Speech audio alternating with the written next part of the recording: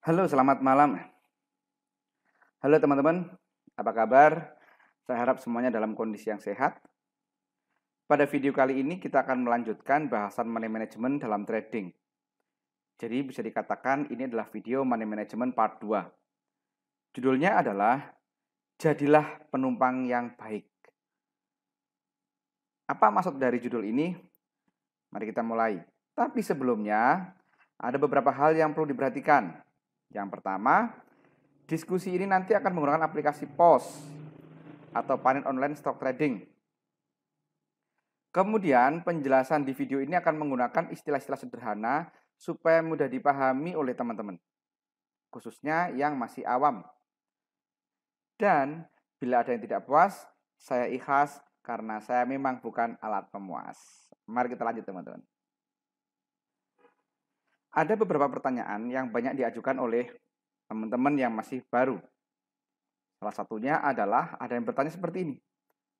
Mas Pur, saat modal masih 1 juta, saya selalu profit mas. Tapi sejak saya naikkan modal saya menjadi 100 juta, kenapa sering cut loss ya? Ada juga yang bertanya, di awal trading, setiap saham yang saya beli mesti naik mas. Tapi sekarang, kok saham yang saya beli seringnya terus turun ya mas ya? Itu apa penyebabnya? Gitu kan? Nah, pertanyaan-pertanyaan ini nanti mungkin akan terjawab di penjelasan-penjelasan saya selanjutnya. Makanya tonton video ini sampai selesai teman-teman. Prinsipnya teman-teman, saat seseorang menaikkan modal, maka trader tersebut harus mampu memahami prinsip penumpang yang baik. Jadi tidak semua saham bisa dibeli dengan nominal yang sama teman-teman. Teman-teman mungkin bisa membeli Unilever 1 miliar, tapi saat uang 1 miliar dibelikan Gajah Tunggal, GJTL, itu beda ceritanya. Harga saham itu bisa saya analogikan seperti bis teman-teman. Di dalam bis itu ada sopir dan penumpang. Nah, yang bisa menjalankan bis itu ya sopirnya. Pergerakan harga saham itu sama dengan bis teman-teman. Tergantung sopirnya. Bis akan berjalan setelah sopir mulai menjalankannya. Bis akan berhenti saat sopir menghentikan kendaraannya. Sama dengan harga saham. Jadi harga saham itu analoginya seperti bis tadi teman-teman. Hanya sopir yang bisa menjalankan bis dengan baik. Penumpang nggak bisa. Penumpang itu hanya bisa maju mundurkan. Tapi nggak mampu membawa bis berjalan sampai tujuan. Saya bisa nyetir mobil teman-teman. Tapi kalau suruh naik nyetir bis, paling cuma mungkin 10 meter, 100 meter, begitu sampai tikungan saya bingung gitu kan. Nah, saham pun sama teman-teman. Jadi, yang bisa menggerakkan harga saham sampai tujuan itu dominan owner. Retail itu sifatnya hanya naik turun sedikit-sedikit lah. Oleh karena itu teman-teman, saat teman-teman membeli saham, pastikan sudah terdeteksi bahwa di saham itu sopirnya udah ada. Sudah ada sopir di saham itu teman-teman. Kenapa? Karena percuma sahamnya bagus kalau nggak ada sopirnya. Kalau sopirnya belum masuk bis. Artinya ngetemnya masih lama nanti. Bis itu meskipun bagus nggak ada sopirnya ya masih belum jalan. Meskipun bisnya jelek kalau ada sopirnya ya jalan. Kan seperti itu kurang lebih analoginya. Nah, di Profita Institute, sopir dari suatu saham itu kami menyebut dengan dominan owner. Kalau di tempat lain mungkin disebut dengan bandar, smart money, big money, apapun itu. Intinya seperti itu. Sementara teman-teman, kita, trader atau investor retail itu adalah penumpang. Sebaiknya semua trader itu mengenali ciri-ciri sopir suatu saham. Sudah adakah sopirnya di saham itu? Kalau belum ada jangan dibeli. Gitu kan? Apakah sopirnya sudah siap menjalankan saham itu atau base itu? Nah, itu harus dipelajari teman-teman. Teman-teman harus paham itu. Nah, Profita sendiri merupakan salah satu lembaga edukasi pasar modal yang memberikan edukasi tentang dominan owner, teman-teman. Jadi, Profita itu memiliki kelas privat online yang one on one. Jadi satu peserta, satu mentor. Materinya berupa video yang bisa dipelajari berulang-ulang kalau lupa. Kemudian sesi mentornya direkam. Jadi ada mentoringnya teman-teman. Itu direkam dan rekamannya diberikan kepada peserta. Jadi kalau teman-teman lupa, itu bisa diulang lagi. Rekaman dari mentoring. Garansi uang kembali 100%. Jadi kalau teman-teman nanti setelah selesai dinyatakan lulus dari privat ini, kemudian nggak making money, duitnya kita kembalikan utuh.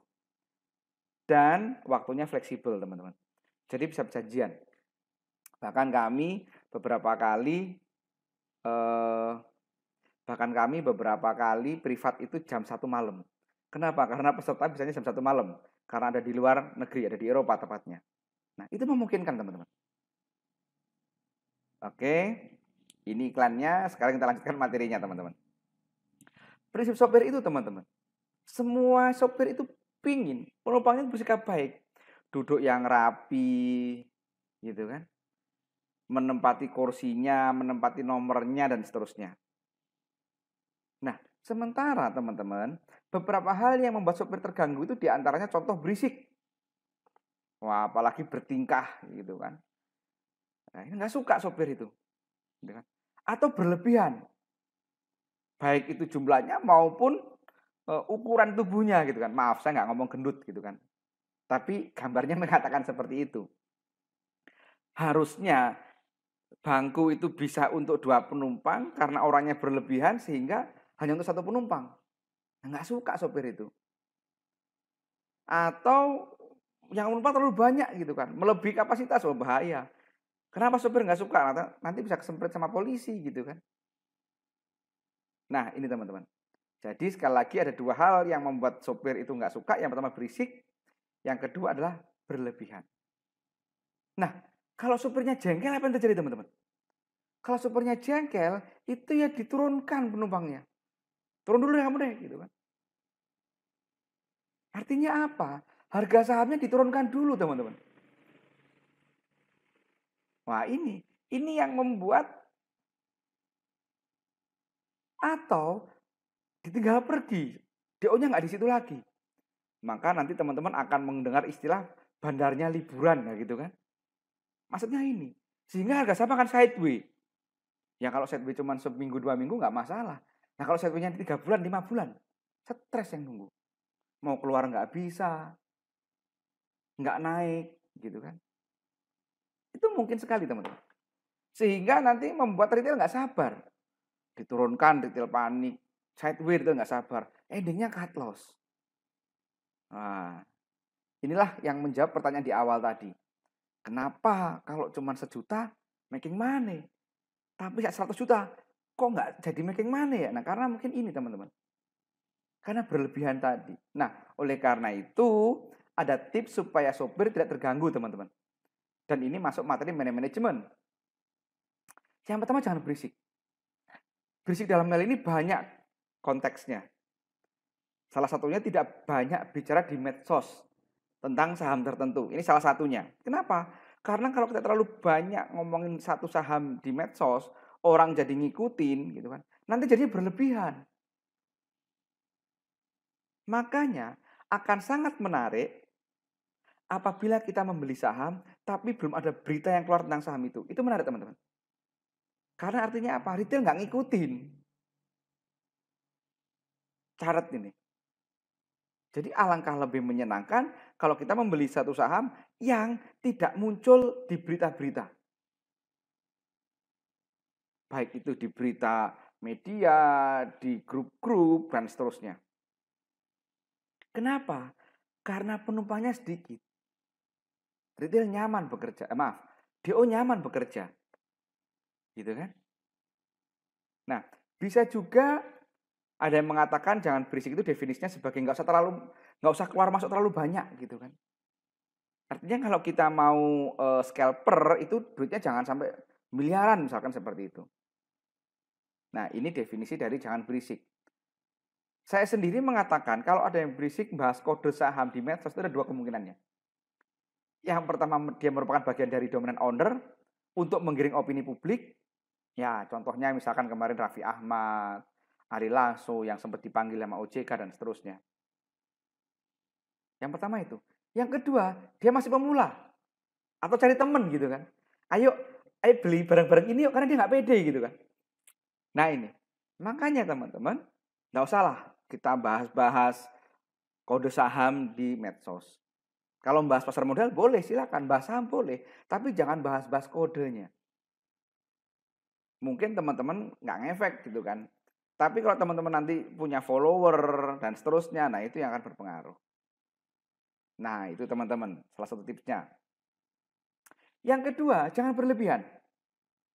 Nah, tips yang kedua ini penting dan ini terkait dengan money management. Apa itu contohnya? Perhatikan nominal yang dibelanjakan di suatu saham. Kemudian yang kedua, belanjanya bertahap.